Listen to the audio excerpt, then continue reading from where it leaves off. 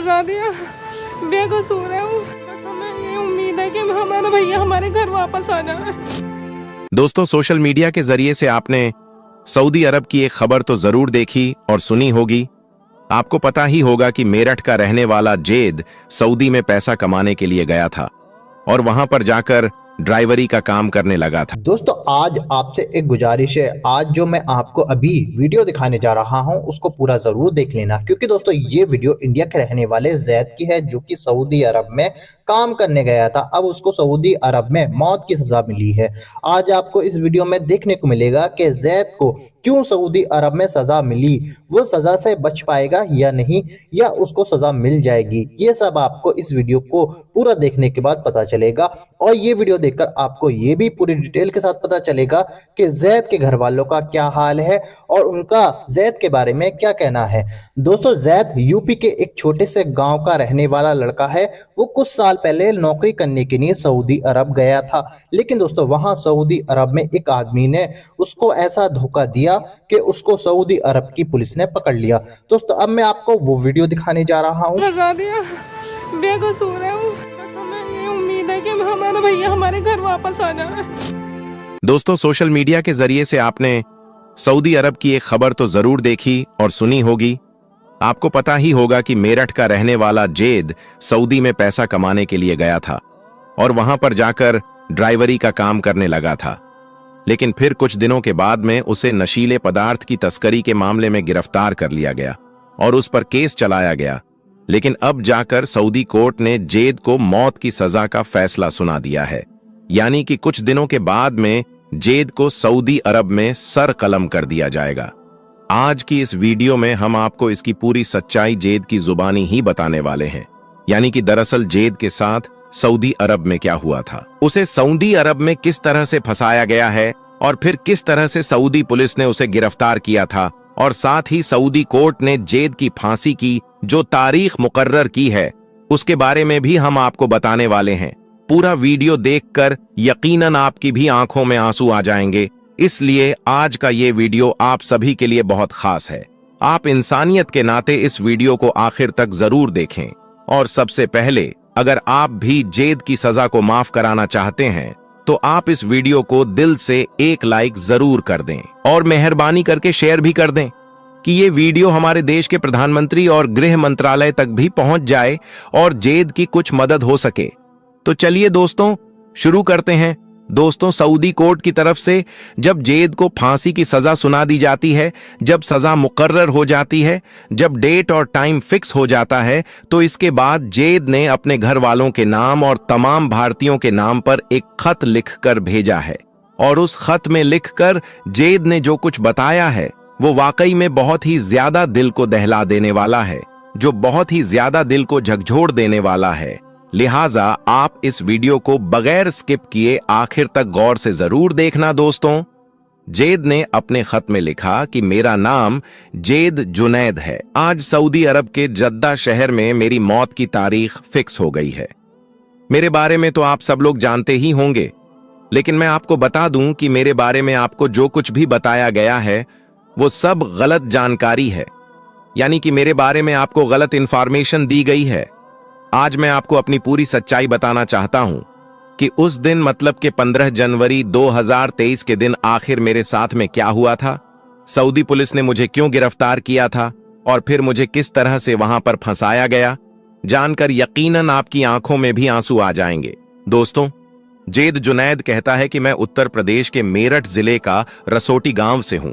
मेरे परिवार में मेरी मां, मेरे वालिद साहब जिनका नाम मोहम्मद जुबैर है, मेरी बीवी रिहाना और मेरे 2 छोटे छोटे बच्चे हैं, और हम 7 भाई और 2 बहनें हैं। मैं अपने भाइयों में दूसरे नंबर का बड़ा भाई हूं। मेरी उम्र 36 साल है। मेरे 2 भाई पहले से सऊदी अरब में ड्राइवरी का काम किया करते थे और एक छोटा भाई है, वो पुलिस की तैयारी कर रहा था। फिर जब मेरी शादी हो गई और 2 मेरे बच्चे हो गए तो मेरा भी सऊदी अरब में जाने का मन हुआ। इसलिए फिर मैंने अपने भाइयों से कहकर अपना भी सऊदी अरब का वीजा मंगवा लिया था। ये बात 2018 की है। फिर मेरा मेडिकल भी हो गया और सऊदी अरब का वीजा भी लग गया। मेरा वीजा एजे ड्राइवर ट्रांसपोर्ट कंपनी में लगा, जिसका नाम अल साली मोहम्मद था। उसमें 25,000 तनख्वाह की एवज में मैं नौकरी करने लगा। शुरू शुरू में तो सब कुछ अच्छा चला, लेकिन फिर इस तनख्वाह से गुजारा कर पाना अब मेरे लिए काफी मुश्किल होने लगा था। इसलिए फिर मैंने उस ट्रांसपोर्ट कंपनी से रिजाइन दे दिया और दूसरी कंपनी में जाकर शिफ्ट हो गया, जिसका नाम अल जफर कंपनी था। अब मुझे उस कंपनी में अच्छी सैलरी मिलने लगी थी और ओवर टाइम के साथ साथ कभी कभी मुझे टिप भी मिल जाया करता था। अब मैं उस कंपनी में बहुत ज्यादा खुश था। और फिर जब मैंने अपने घर वालों को इस नई कंपनी और इस तनख्वाह के बारे में बताया तो वो भी बहुत ज्यादा खुश हुए। अब सऊदी अरब में मेरे लिए सब कुछ अच्छा चल रहा था, लेकिन शायद मेरी किस्मत में कुछ और ही लिखा था। इसलिए फिर एक दिन मेरी गाड़ी का एक्सीडेंट हो गया और वो एक्सीडेंट इतना ज्यादा भयंकर था कि जिसमें मेरी गाड़ी पूरी तरह से डैमेज हो गई। लेकिन अल्लाह का शुक्र है कि मैं उस एक्सीडेंट में बच गया। लेकिन फिर जब मेरे मालिक को इस बारे में पता चला तो उसने मुझ पर बहुत ज्यादा गुस्सा किया और मुझ पर केस भी कर दिया और मुझसे अपनी गाड़ी का हर्जाना भरने को कहने लगा। और वो हर्जाना मेरे लिए इतना ज्यादा बड़ा था कि अगर मैं जिंदगी भर भी उसके यहां पर काम करता तब भी मैं उसकी गाड़ी का वो हर्जाना नहीं भर पाता। इसलिए अब मैं वहां पर बहुत ज्यादा टेंशन में आ गया था, क्योंकि अब मेरे पास में कोई और रास्ता नहीं बचा था। खैर, इसके बाद एक दिन मौका देखकर उस कंपनी को छोड़कर मैं वहां से भाग गया और एक दूसरी जगह पर जाकर रहने लगा।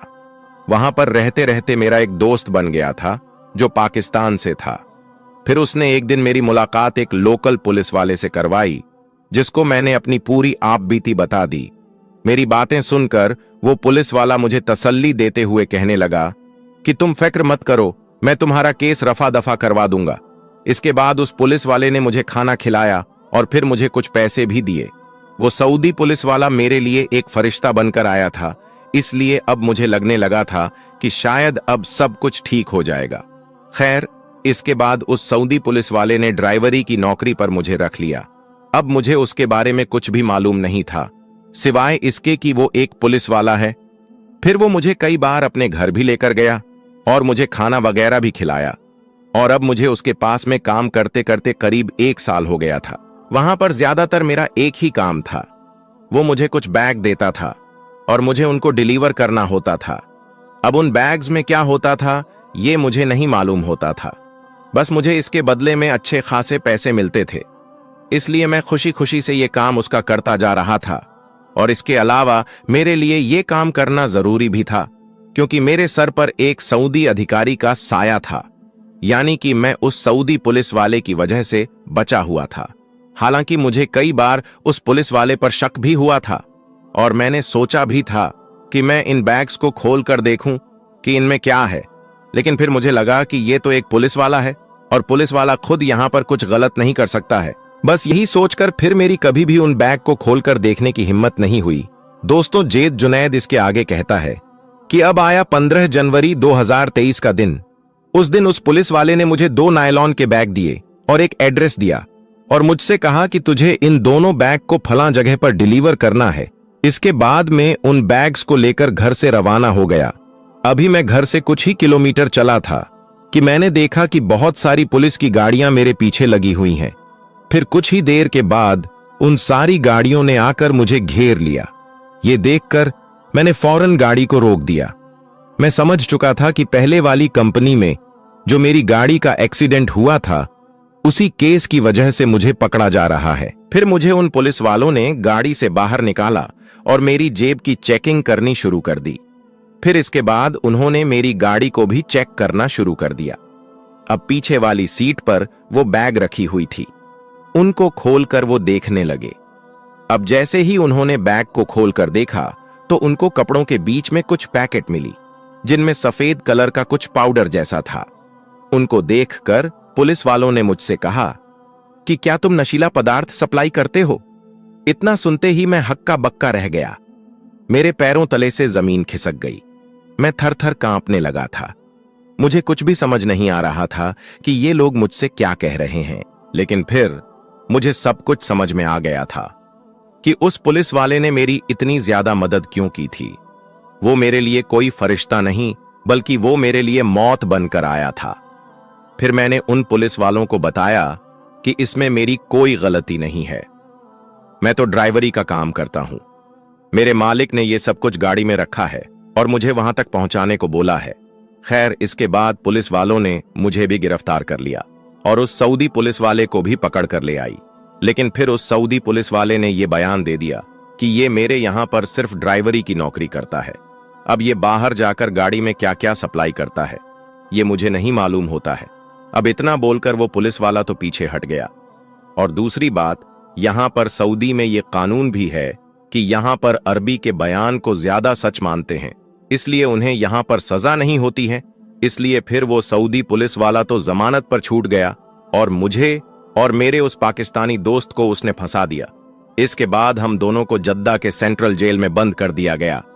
फिर मुझे जेल में रहते हुए मालूम चला कि मैं जिस नशीली चीज को लेकर जा रहा था वो एक बैग में करीब 400 ग्राम के आसपास थी और दूसरे बैग में करीब 300 ग्राम के आसपास थी, जो बहुत ही ज्यादा खतरनाक नशा था जिसकी कीमत बहुत ज्यादा थी।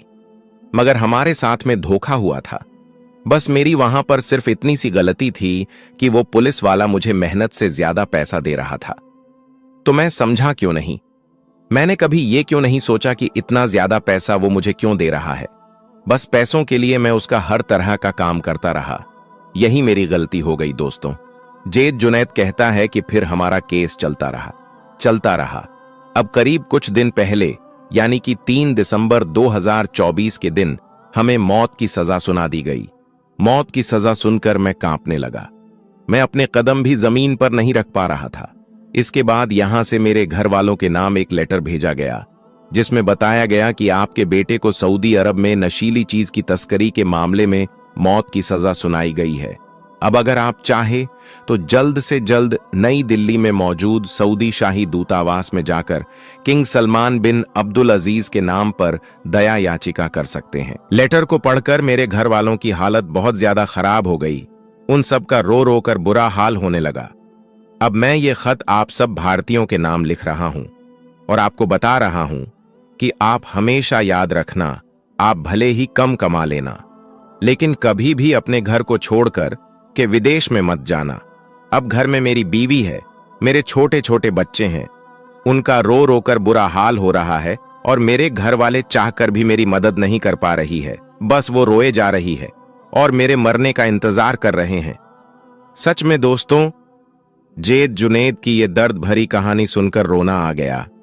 अगर जेद के लिए जल्दी कुछ नहीं किया गया तो उसे सऊदी अरब में मौत की सजा दे दी जाएगी और उसका सर कलम कर दिया जाएगा। इसलिए हिंदुस्तान की हुकूमत से हाथ जोड़कर गुजारिश है कि वो जल्द से जेद की कुछ मदद करें और उसे सऊदी जेल से निकालने की पूरी कोशिश करिए।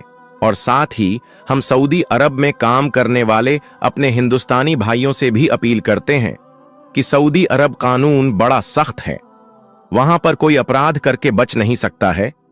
इसलिए आप सबसे ये गुजारिश है कि आप कभी भी सऊदी अरब में रहते हुए कुछ गलत करने की ना सोचें।